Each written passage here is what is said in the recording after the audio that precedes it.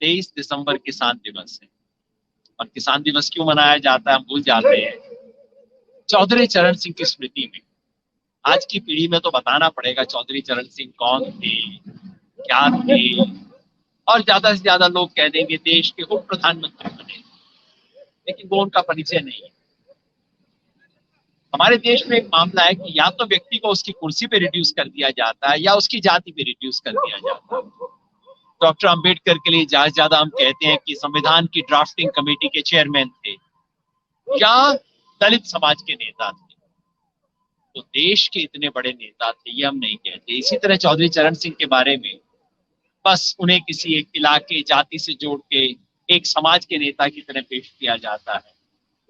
कभी कभी किसान नेता की तरह लोग कह लेते हैं, लेकिन देश के किसान के लिए एक अलग दृष्टि रखने वाले नेता के रूप में हम चौधरी चरण सिंह को याद नहीं रखते। मुझे याद है बहुत उन जमानों में राजनीति इतनी तड़क भड़क का काम नहीं होती थी। मुझे मौका मिला था चौधरी चरण सिंह को देखने का। एक मीटिंग के अंदर हमारे शहर गंगानगर में आए थे, बहुत बड़ी मीटिंग थी। और चौधरी चरण सिंह ने शुरू में ही कहा, तब मीटिंग के शुरू में, अपनी स्पीच के शुरू में कोई लच्छेदार बात नहीं, कोई ये सब नहीं। कहा देखो, जो लोग यहाँ पे शक्ल देखने के लिए आए हैं ना, वो लोग चले जाओ। जिसने मेरी बात सुननी है आ जाओ, बैठ जाओ, नहीं तो जाओ यहां से। शुरू में मीटिंग में ये कहा। उसके बाद 1 घंटा भारत की कृषि और खेती किसान की परिस्थिति के बारे में भाषण दिया। बिल्कुल जैसे एक प्रोफेसर का भाषण होता है, एक एक्सपर्ट का भाषण होता है, विद्वान का भाषण होता है, उस तरह। चौधरी चरण सिंह के बारे में भूल जाते हैं लोग कि वो एक लेखक भी थे, नेता थे, किसान नेता थे, उत्तर प्रदेश के मुख्यमंत्री बने, देश की किसान राजनीति को शुरू करने वाले स्वतंत्र भारत के लोगों में से एक थे, लेकिन लेखक भी थे। और जिस समय भारत में जवाहरलाल नेहरू के नेतृत्व में औद्योगिकरण की नीतियां चल रही थी, आधुनिक भारत को इंग्लैंड अमेरिका की तर्ज पे चलाने की नीतियां चल रही थी, उस वक्त वो चंद लोग जो कि खड़ा होकर विरोध कर रहे थे, कह रहे थे कि नहीं, भारत में आप कृषि को नजरअंदाज करके इस देश को नहीं बना सकते।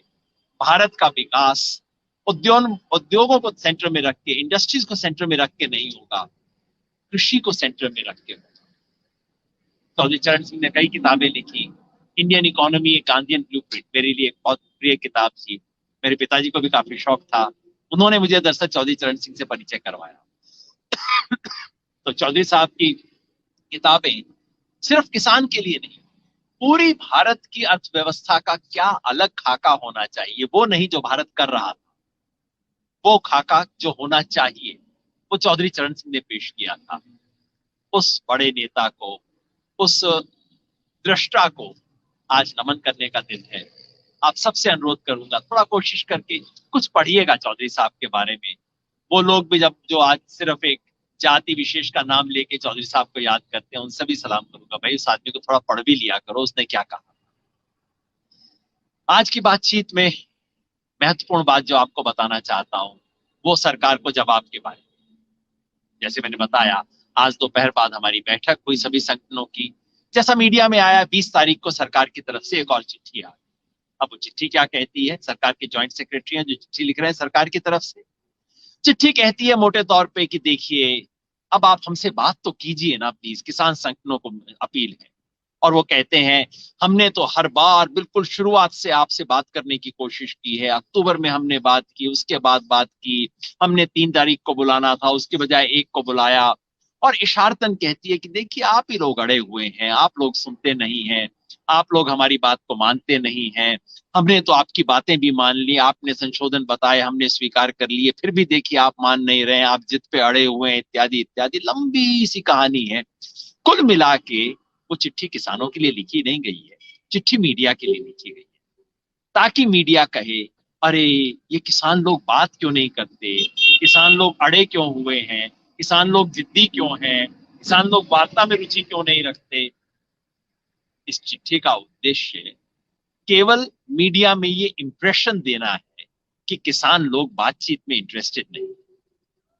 और चिट्ठी आखिर में कहती है, आप बताइए आप कब बातचीत करना चाहते हैं। जैसे बातचीत सिर्फ इसलिए रुकी हुई हो कि किसानों ने कहा है कि हम बातचीत पे नहीं आना चाहते, ऐसा कुछ नहीं हुआ। तो आज हमारी बैठक हुई, कल पंजाब के संगठनों की बैठक हुई थी काफी लंबी, उन्होंने इस पे चर्चा विचार किया था। आज हमारी बैठक हुई और उस बैठक के बाद हमने सर्वसम्मति से जो चिट्ठी सरकार के नाम ड्राफ्ट की, वो मैं आपको बता देता हूं, क्योंकि मीडिया में आधी आएगी आधी नहीं आएगी, उसकी कुछ इंटरप्रिटेशन अलग हो जाएगी, सब कुछ हो जाएगा। तो आपको मूल चिट्ठी पता होनी चाहिए हमने क्या लिखा।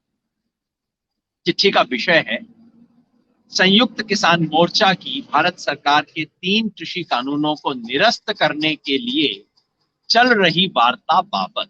तो विषय स्पष्ट कर देता है कि हम निरस्ती चाहते हैं, हम और कुछ नहीं चाहते। चिट्ठी कहती है, यह आपके 20 दिसंबर के उस पत्र के जवाब में है जो क्रांतिकारी किसान यूनियन के पंजाब के श्री दर्शनपाल को संबोधित है, जिसमें सरकार के साथ बातचीत में शामिल हो रहे 39 अन्य साथियों को कॉपी किया गया। चिट्ठी कहती है, हमें अफसोस है कि इस पत्र में आपने पूछा, क्योंकि पत्र कहता है, बड़ा इशारतन बड़े शरारत करते हैं सरकार के अफसर अपने चिट्ठी में। पिछली चिट्ठी जो 16 तारीख को दर्शनपाल जी के नाम से गई थी सिग्नेचर से, वो कहते हैं हमें पता नहीं है आपका विचार है कि बाकी संगठनों का भी विचार है। जबकि वो चिट्ठी लिखने के बाद सभी संगठनों ने प्रेस कॉन्फ्रेंस की थी, मैं उस प्रेस कॉन्फ्रेंस में था, ऑफिशियल प्रेस कॉन्फ्रेंस में कहा कि हमने खारिज कर दिया है। उसके बाद सरकार पूछती है पता नहीं दर्शनपाल जी आपका व्यक्तिगत ओपिनियन है या कि बाकी संगठन सहमत है, हमें तो इसका भी नहीं पता। तो पहला पैराग्राफ उसके बारे में है, हमें अफसोस है कि इस पत्र में आपने पूछा है कि हमारा पिछला पत्र केवल एक व्यक्ति का मत है या कि सभी संगठनों का यही विचार है। हम आपको बता देना चाहते हैं कि डॉक्टर दर्शनपाल जी के नाम से भेजा गया संयुक्त किसान मोर्चा का पिछला पत्र और ये वाला पत्र इस आंदोलन में शामिल सभी संगठनों द्वारा लोकतांत्रिक चर्चा के बाद सर्वसम्मति से बनी राय है। इसके बारे में सवाल उठाना सरकार का काम नहीं है। कौन होती है सरकार ये कहने वाली? शरारत है, तोड़ने की कोशिश है, फूट डालने की कोशिश है। उसको साफ जवाब पहले पैराग्राफ। दूसरा पैराग्राफ उस चीज को जवाब है जो सरकार कह रही है कि अरे हम तो बातचीत में इंटरेस्टेड हैं, पहले दिन से है, देखिए ना आप ही लोग बातचीत करने में इंटरेस्टेड नहीं है। उसको जवाब देता है, हमें बहुत दुख के साथ भी कहना पड़ रहा है कि भारत सरकार के अन्य प्रयासों की तरह आपका यह पत्र भी किसान आंदोलन को नित नए तरीकों से बदनाम करने का प्रयास है। यह किसी से छुपा नहीं है कि भारत सरकार पूरे देश के किसानों के शांतिपूर्ण जमीनी और कानून सम्मत संघर्ष को अलगाववादियों और चरमपंथियों के रूप में पेश करने, सांप्रदायवादी और क्षेत्रीय रंग में रंगने और बेतुका व तर्कहीन शक्ल में चित्रित करने की कोशिश कर रही है। सच ये है कि किसानों ने साफ गोई से वार्ता की है, बिल्कुल ईमानदारी से किसानों ने की है, भाई यस या नो में हमें जवाब चाहिए, हमें रिपील चाहिए, रद्द करवाना चाहिए। लेकिन सरकार की तरफ से इस वार्ता में तिकड़म और चालाकी का सहारा लिया गया है, बिल्कुल साफ बात कही है। इसके अलावा सरकार तथाकथित किसान नेताओं और ऐसे कागजी संगठनों के साथ समानांतर वार्ता आयोजित कर इस आंदोलन को तोड़ने का कोशिश कर रही है, जिसका इस चल रहे आंदोलन से कोई संबंध ही नहीं है। जिन लोगों ने आंदोलन किया नहीं वो कह रहे हैं मैं सरकार से संतुष्ट हूं, आंदोलन को वापस कर रहा हूं। भाई साहब आप थे कहां पे? आप प्रदर्शनकारी किसानों से ऐसे निपट रहे हैं मानो वे भारत के संकटग्रस्त नागरिकों का समूह ना होकर सरकार के राजनीतिक प्रतिद्वंदी है। ऐसे किसान से आप बात कर रहे हो। सरकार का यह रवैया किसानों को अपने अस्तित्व की रक्षा की खातिर अपना विरोध प्रदर्शन और तेज करने के लिए मजबूर कर रहा है। किसान के पास और कोई रास्ता नहीं है, अब तो हमें इसको और तेज करना होगा, इस आंदोलन को शांतिपूर्वक और लोकतांत्रिक तरीके से। फिर उसके बाद सरकार को जवाब है, सरकार ने कहा था कि आप अपना तर्क तो बताइए। सरकार कहती है हमें तो अभी पता नहीं लगा, आपने हमारी चिट्ठी का डिटेल्ड रेस्पॉन्स तो अभी दिया ही नहीं है। तो उसके जवाब में कहते हैं हम हैरान हैं कि सरकार अब भी इन 3 कानूनों को निरस्त करने के हमारे तर्क समझ नहीं पा रही है। किसानों के प्रतिनिधि ने 3 केंद्रीय कृषि अधिनियमों को असंवैधान की नीतिगत दिशा, दृष्टिकोण, मूल उद्देश्य और संवैधानिकता के संबंध में बुनियादी मुद्दों को उठाते हुए इन्हें निरस्त करने की मांग की है। हम हैरान है कि आपको ये बात समझ नहीं आ रही है, लेकिन सरकार ने चालाकी से इन बुनियादी आपत्तियों को महज कुछ संशोधनों की मांग के रूप में पेश करना चाहा है। बार बार हम कहते थे इन्हें खारिज करो क्योंकि 1, 2, 3, 4 ये गड़बड़ी है। सरकार कहती है इन्होंने 4 संशोधन मांगे, लीजिए हम संशोधन कर देते हैं। बार बार ये चालाकी सरकार ने की। हमारी कई दौर की वार्ता के दौरान सरकार को स्पष्ट रूप से बताया गया कि ऐसे संशोधन हमें स्वीकार नहीं है। 5 दिसंबर 2020 को सरकार के संशोधन के मौखिक प्रस्ताव को खारिज करते के बाद हमें बताया गया कि सरकार के साथ चर्चा के बाद कि ऊपर के साथ चर्चा के बाद ठोस प्रस्तावों को हमारे साथ साझा किया जाएगा। आज तक हमें इस तरह के ठोस प्रस्ताव मिले नहीं हैं। 5 तारीख को जब मीटिंग हुई थी, सरकार ने किया था उसका एक तरह का प्रस्ताव दिए थे, लेकिन वो प्रस्ताव जब आए तो प्रस्ताव पे विचार करके हमने देखा और वहीं पे सरकार को बता दिया था 5 तारीख को कि नहीं, ये तो हमें, आप संशोधन की बात क्यों कर रहे हो, हमें तो संशोधन मंजूर नहीं है। लेकिन सरकार उसके बाद जारी रही, सरकार ने अपनी बातों को वापस रखा। तो उसके बारे में 5 दिसंबर 2020 को सरकार के संशोधन के मौखिक प्रस्ताव खारिज करने के बाद हमें बताया गया था कि सरकार के साथ ऊपर चर्चा के बाद ठोस प्रस्तावों को हमारे साथ साझा किया जाएगा। ऊपर का मतलब क्या होता है आप समझ लीजिए। अगर मंत्री कहें ऊपर, मतलब साफ है प्रधानमंत्री और कैबिनेट से चर्चा करनी है। तो ठोस प्रस्ताव को हमारे साथ साझा किया जाएगा, ये वादा किया था। हमें आज तक इस तरह के कोई नए ठोस प्रस्ताव नहीं मिले हैं। आप जानते हैं कि आपने 9 दिसंबर 2020 को जो लिखित प्रस्ताव भेजे थे वो 5 दिसंबर की वार्ता में दिए गए उन मौखिक प्रस्तावों का दोहराव भर है जिन्हें हम पहले ही खारिज कर चुके हैं। 5 दिसंबर को हमने साफ कहा था कि भाई संशोधन और ये सब बातें ना करो, हमें रिपील चाहिए। सरकार ने कहा अच्छा रिपील चाहिए, फिर तो हमें ऊपर बात करनी पड़ेगी, उसके बाद हम प्रस्ताव लाएंगे। हमने कहा ठीक है, लेकिन 9 दिसंबर को जो लेके आए एग्जैक्टली वही चीज लेके आए। तो हमने कहा कि ये तो सिर्फ उसका दोहराव भर है जिन्हें हम पहले ही खारिज कर चुके हैं। आप यह भी जानते हैं कि आपके प्रस्ताव में अनिवार्य वस्तु संशोधन कानून का जिक्र भी नहीं है। ये जो ईसी अमेंडमेंट एक्ट है उसके बारे में एक भी प्रस्ताव नहीं था। वो अडानी जी वाला मामला है, वहां पे कुछ सरकार संशोधन भी देने को तैयार नहीं है। हम फिर साफ कर दें कि हम इन कानूनों में संशोधन की मांग नहीं कर रहे, बल्कि इन्हें पूरी तरह से निरस्त करने की मांग कर रहे हैं। सरकार के साथ बार बार इस बात को दोहराना पड़ता है क्योंकि वो हर बार को घुमा के करने को तैयार है। चौथा पॉइंट है, इन तीनों कानूनों के अलावा, 3 का तो हमने कह दिया इसको निरस्त करना है और आप इसमें अमेंडमेंट की बातें मत करो, वो चर्चा ही आप हमारे साथ मत करो। इन तीनों कानूनों के अलावा आपने न्यूनतम समर्थन मूल्य के बारे में जो प्रस्ताव भेजा है उसमें ऐसा कोई भी स्पष्ट प्रस्ताव ही नहीं है जिसका जवाब दिया जाए।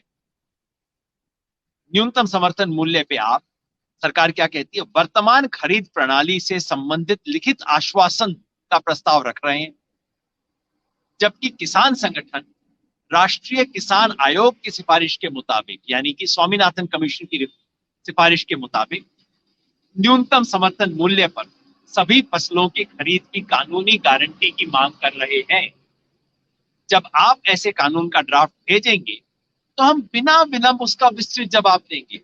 सरकार कहती है पॉइंट बाय पॉइंट जवाब दो, कहते हैं बिल्कुल, आप इसका ड्राफ्ट बना के भेजो, इस कानून का, एमएसपी का आप कानून का ड्राफ्ट बना के भेजो, हम बिल्कुल पॉइंट बाय पॉइंट उसका जवाब देंगे, आप भेजो तो सही। 5वां, इसी तरह विद्युत अधिनियम संशोधन विधेयक जो बिजली वाला ड्राफ्ट है, इसके ड्राफ्ट पर आपका प्रस्ताव अस्पष्ट है और बिजली बिल भुगतान तक सीमित है। जब तक आप इस ड्राफ्ट में क्रॉस सब्सिडी को बंद करने के प्रावधान के बारे में अपनी भूमिका स्पष्ट नहीं करते, तब तक इसका जवाब देना निरर्थक है। बिजली बिल में सरकार ने कहा है क्रॉस सब्सिडी, क्रॉस सब्सिडी का मतलब आज की तारीख में इंडस्ट्री से ज्यादा दिया जाता है, कंज्यूमर से कम और एग्रीकल्चर से और भी कम। बिजली बिल कहता है क्रॉस सब्सिडी बंद करो, यानी कि कृषि को सस्ता देना बंद करो, लेकिन आश्वासन देते हैं कि किसान के बिल पे कोई फर्क नहीं पड़ेगा। तो हम कह रहे हैं भैया, या तो आप साफ साफ कहो कि क्रॉस सब्सिडी का प्रोविजन आप हटाना चाहते हो उसे बंद करने का, नहीं तो इस तरह का वायदा क्यों कर रहे हो, इसका कोई मतलब नहीं, निरर्थक है तो बिल्कुल ही बात। वायु गुणवत्ता अधिनियम जो कि पराली जलाने के बारे में था, उस पर उचित प्रतिक्रिया का आश्वासन, सरकार ने क्या कहा था, हम इस पर उचित प्रतिक्रिया देंगे। भाई उचित प्रतिक्रिया क्या होती है, साफ बताओ ना, आप क्या कहोगे? वायु गुणवत्ता अधिनियम पर उचित प्रतिक्रिया का आश्वासन इतना खोखला है कि उसका जवाब देना हास्यास्पद होगा। जवाब ही क्या दिया जाए? अगर कोई कहे मैंने आपको जवाब दे दिया, जवाब क्या है कि मैं आपको उचित जवाब दूंगा, इसका क्या जवाब देंगे हम? इसका तो कोई जवाब देना हास्यास्पद होगा। तो आखिर में कंसोलिडेट करके कपड़ा छान निचोड़ आखिरी पैरा में है, हम आपको आश्वस्त करना चाहते हैं कि प्रदर्शनकारी किसान और किसान संगठन सरकार से वार्ता के लिए तैयार हैं और इंतजार कर रहे हैं कि सरकार कब खुले मन, खुले दिमाग और साफ नीयत से इस वार्ता को आगे बढ़ाए। खुले मन, खुले दिमाग और साफ नीयत से इस वार्ता को सरकार कब आगे बढ़ाएगी? आपसे आग्रह है कि आप निरर्थक संशोधनों के खारिज प्रस्तावों को दोहराने की बजाय निरर्थक जिस संशोधनों का कोई मतलब नहीं, उनका जो प्रस्ताव हम खारिज कर चुके हैं उसको बार बार दोहराइए मत। निरर्थक संशोधनों के खारिज प्रस्तावों को दोहराने की बजाय कोई ठोस प्रस्ताव लिखित रूप में भेजें ताकि उसे एजेंडा बनाकर जल्द से जल्द वार्ता के सिलसिले को दोबारा शुरू किया जा सके। मतलब क्या? किसान वार्ता चाहते हैं। भाई हम दिल्ली में सड़क पे बैठने के लिए नहीं आए, यहाँ कुतुब मीनार देखने के लिए नहीं आए, किसान वार्ता करने के लिए आया, सरकार से वार्ता करने के लिए आया। हम वार्ता चाहते हैं, हम इंतजार कर रहे हैं सरकार की तरफ से कोई ठोस प्रपोजल तो आए। जो आया वो तो ठोस था नहीं, संशोधन का प्रपोजल था। रिपील क्या होना चाहिए, रिपील कैसे करना चाहती है सरकार, इसका प्रपोजल लेके आए। एमएसपी का लीगल राइट कैसे दिया जाएगा, इसके 50 तरीके हो सकते हैं। सरकार कोई प्रपोजल लेके आए, हम बातचीत करेंगे, खुले मन से करेंगे, पॉइंट बाय पॉइंट जवाब देंगे, खुल के बात करेंगे। रिपील करने के भी एक से ज्यादा तरीके हो सकते हैं। सरकार लेके आए, रिपील करने का क्या तरीका हो सकता है, उस पर चर्चा होगी। ठोस प्रस्ताव लेके आइए, फिर बात होगी। बातचीत हम करना चाहते हैं, उसके लिए तैयार हैं। किसान वार्ता से हट नहीं रहा है। किसान तो पंजाब से भी आया था वार्ता करने के लिए, लेकिन वार्ता करने का मतलब होगा कोई ठोस प्रस्ताव आए लिखित रूप, उसके बाद वार्ता करेंगे, निश्चित करेंगे, और मुझे उम्मीद है वो रास्ता निकलेगा। मैंने सोचा कल आप अखबार में इसका छोटा सा कोई टुकड़ा पढ़ो, आधा टुकड़ा, उसका ये मतलब वो मतलब, उसकी बजाय आपको एग्जैक्ट बता दें कि क्या हमने लिखा है, क्या जवाब है। संघर्ष जारी रहेगा। मीटिंग के अंदर तय हुआ है कि हम इस संघर्ष को अब देशव्यापी बना रहे हैं। पूरे देश से खबरें आ रही हैं जुड़ने की। आज मुझे कर्नाटका के साथियों से खबर आई कि कर्नाटका के साथी हमारे शाहजहांपुर में कल पहुंच रहे हैं। महाराष्ट्र के वो साथी जिन्होंने बंबई के अंदर वो शानदार मार्च निकाला था, वहीं नासिक के वो साथी हमारे शाहजहांपुर में पहुंच रहे हैं, यहाँ पे आ रहे हैं। अलग अलग इलाकों से किसान और किसान संगठन, उनके प्रतिनिधि आने शुरू हो रहे हैं। ये राष्ट्रीय आंदोलन आगे बढ़ेगा। बार बार लोग पूछते हैं कि जी आप हिल नहीं रहे, आप जिद कर रहे हैं, आप अड़ रहे हैं। मैं एक बात कहता हूं बार बार, आप याद रखिए, मैं आपको एक गिफ्ट देना चाहता हूं। आप हाथ जोड़ के कह रहे हैं मुझे नहीं चाहिए। आप अड़ियल हुए क्या? या कि अड़ियल मैं हुआ जो कह रहा हूं कि नहीं नहीं तुम्हें मेरा गिफ्ट लेना ही पड़ेगा? इस बात पे आप सोचिए, आप नमन कीजिए। For more updates, subscribe to our channel, click the show links and enjoy watching the videos.